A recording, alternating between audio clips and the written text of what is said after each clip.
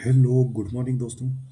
तो आज हम लोग बात करने वाले हैं हमारे आरआरबी जेई का जो एग्ज़ाम होने वाला है, उसके लिए डेली शेड्यूल जो हमारा 90 डे का प्रोग्राम होगा, इसमें हम क्या-क्या डिस्कस करेंगे और क्या-क्या हमको पढ़ना चाहिए। तो एक एग्ज़ाम प्लानर समझ लो, एग्ज़ाम प्लानर समझ लो।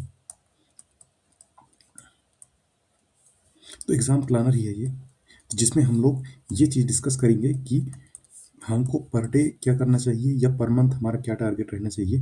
तो इस चीज़ को हम लोग डिस्कस करेंगे। तो हम लोग के पास अगर देखा जाए तो 90 डे हैं कम से कम आरआरबी जेई के एग्ज़ाम को, और नया कैलेंडर देखने को भी मिल गया है जिसमें हम लोगों को ये पता चल गया है कि हमारा 2026 में भी एग्ज़ाम होने वाला है।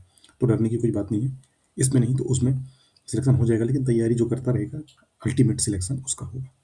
अब बात आती है एग्ज़ाम प्लानर। एग्ज़ाम प्लानर क्यों ज़रूरी है? एग्ज़ाम प्लानर क्यों ज़रूरी है? पहला क्वेश्चन। तो इसका जवाब ये है, ज़रूरी इसलिए है क्योंकि हम लोग ये नहीं समझ पाते हैं, समझ नहीं पाते कि क्या पढ़ना है और क्या नहीं पढ़ना है, पढ़ना क्या है। हम लोग इर्रेलेवेंट चीज़ें, यानी कि जो चीज़ें नहीं पढ़ना चाहिए वो चीज़ें पढ़ लेते हैं, और जो पढ़ना चाहिए वो चीज़ नहीं पढ़ते हैं। तो सबसे पहले हम लोगों को बिल्कुल सही चीज़ और सटीक चीज़ को पढ़ना बहुत ज़्यादा ज़रूरी है। तो सही चीज़ पढ़ना ज़रूरी है, पढ़ना ज़रूरी है। सही चीज़ पढ़ने से हमारे जो मैक्सिमम मार्क्स हैं वो स्कोर होंगे। अब आप सही चीज़ पढ़ना इसलिए भी ज़रूरी है, जैसे कि हमको 100 नंबर में से कम 70 से 70 तो नहीं, 80 नंबर चाहिए कम से कम, तब जाके हमारा काम होना है।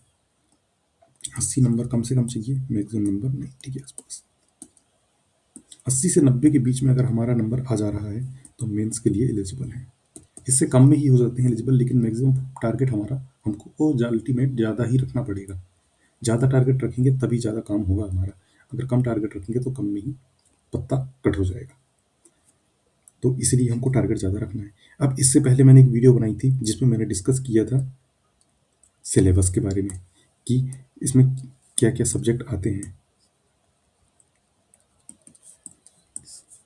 सिलेबस क्या है इसका, इसमें जीएस कितना आता है, इसमें साइंस कितना आता है, इसमें मैथ्स कितना आता है, इसमें रीजनिंग कितना आता है, मैथ्स में कौन से टॉपिक इंपॉर्टेंट हैं, रीजनिंग कौन से टॉपिक हमको करने चाहिए, साइंस में क्या पहले स्टार्ट करना चाहिए, कितना वेटेज है किस चीज़ का, जीएस में क्या टॉपिक या कौन सा चैप्टर हमको स्टार्ट करना चाहिए, कौन सा सब्जेक्ट हमारे सबसे ज़्यादा इंपॉर्टेंट है। ये चीज़ हमने पहले डिस्कस कर ली थी। अब आते हैं हमारे एग्जाम प्लान में। डे फर्स्ट की स्ट्रेटजी हमारी क्या रहेगी, या फिर समझ लो कि कोई भी कभी भी स्टार्ट करना चाहे, जैसे आज से स्टार्ट कर रहे हैं तो उनके लिए तो फर्स्ट डे हो गया, लेकिन जिसने पहले स्टार्ट कर दिया उसके लिए फर्स्ट डे तो होगा नहीं, वो अपने तरीके से स्टार्ट कर चुके हैं। लेकिन इन वीडियो को ज़रूर देखें ताकि एक शेड्यूल मन में तय रहे कि हाँ, मैं आगे बढ़ चुका हूँ और ये टॉपिक मेरे कवर हो चुके हैं। तो उससे क्या है कि हमको कोई दिक्कत नहीं होगी। तो सबसे पहले देखो, आज हम लोगों को क्या करना है। आज हम लोगों को ये करना है कि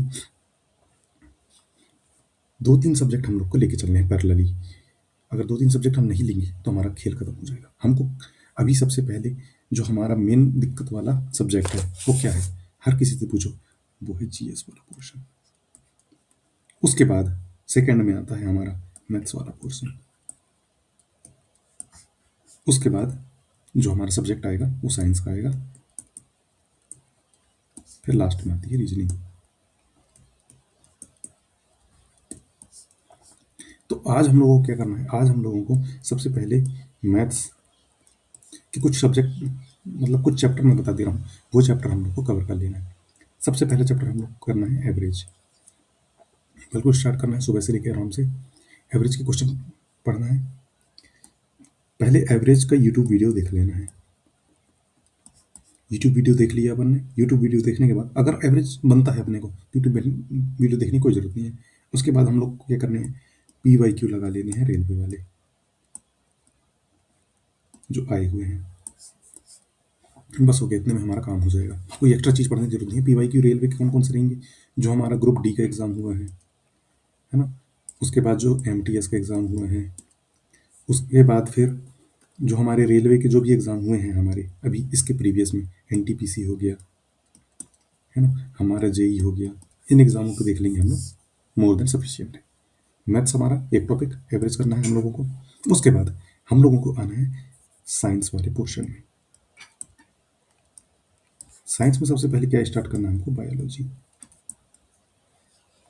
आज हम लोगों को सारे चैप्टर देख लेने हैं हमारे, और एक ओवरव्यू ले लेना है कि क्या-क्या होता है। बस ऊपर-ऊपर से देख लेना है। कल से मैं इसके चैप्टर बताऊँगा, तो वो चैप्टर हम लोग को करना है। लेकिन आज ऊपर-ऊपर से सारी बायोलॉजी हम लोग को देख लेनी है।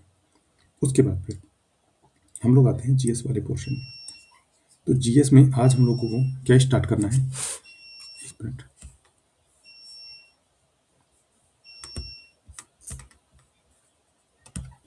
हाँ, तो हम बात कर रहे थे जीएस वाली। तो जीएस में आज हम लोगों को क्या स्टार्ट करना है? सबसे पहले इसके टॉपिकों को मैं देख लेता हूँ, जो मैंने लिखे थे उस दिन। ये हैं, इनके टॉपिकों में आगे। तो देखो, जीएस का जो हमारा पोर्शन था, इसमें क्या चीज़ ज़्यादा पूछी जा रही थी, है ना? एक तो हिस्ट्री था हमारा, पॉलिटी और हमारा इको। तो आज हम लोगों को स्टार्ट करना है पॉलिटी से। पॉलिटी की एक बुक मैंने अपने टेलीग्राम चैनल पे डाल दी थी, और मैं उसको दोबारा से डाल दूंगा। और किसी के पास अगर कोई दूसरी बुक है पॉलिटी वाली, तो उन बुक से भी कवर कर सकता है। और पीवाईक्यू के लिए पिनेकल की बुक वो मैंने ग्रुप में डाली थी, तो पिनेकल की बुक देख लेंगे अपन। पिनेकल की एसएससी वाली बुक है, और रेलवे वाली अगर कोई यूथ की बुक हो किसी के पास में, तो उससे भी काम चल जाएगा। रेलवे की बुक भी बेस्ट है, पिनेकल की बुक भी बेस्ट है। दोनों में कोई दिक्कत की बात नहीं है। यूथ की बुक मिल जाए सबसे बेटर हो जाएगा। कोशिश करूंगा मैं, मेरे पास होगी यूथ की तो वो मैं अपलोड कर दूंगा। तो पॉलिटी के हम लोग को क्या करना है कि इसके केवल हमको क्वेश्चन देखने हैं डायरेक्ट, हमको पढ़ाई नहीं करनी है पॉलिटी में। हमको डायरेक्ट 1000 क्वेश्चन के आसपास क्वेश्चन है, तो इन क्वेश्चनों पे हम लोग को फोकस करना है और डायरेक्ट क्वेश्चन रटना चालू करना है। क्योंकि देखो, इसको समझ के अगर हम करेंगे तो बहुत सारी चीज़ें भूल जाएंगे। इतने आर्टिकल हैं, 396 397, वो याद नहीं होने वाले।